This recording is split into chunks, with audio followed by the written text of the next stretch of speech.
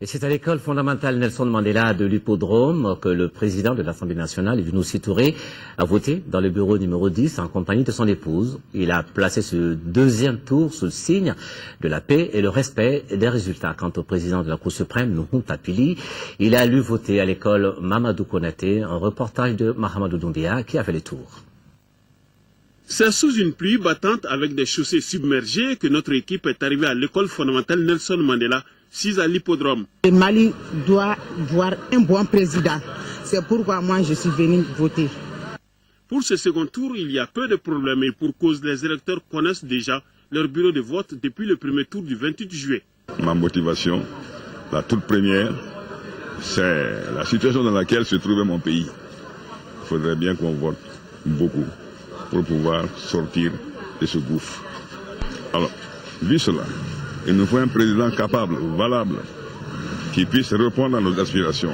Le motif de notre arrivée à l'école Nelson Mandela, c'est aussi assister au vote du président de l'Assemblée nationale qui a accompli son devoir civique dans le bureau numéro 10, accompagné de son épouse.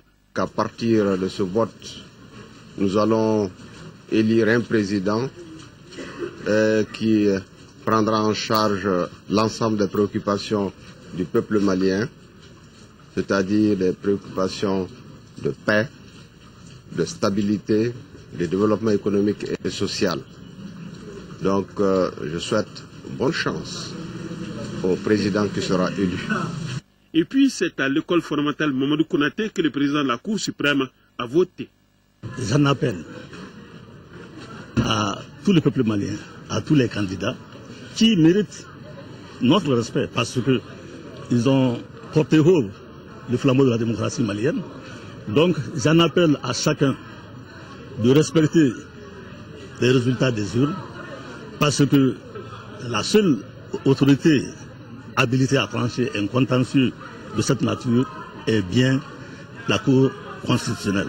La particularité de ce second tour est marquée par des faits qui ne trompent pas, de la jeunesse aux veuves et à nos grands-parents usés par le temps aujourd'hui. Tout le monde aspire au changement pour notre honneur et notre dignité retrouvée.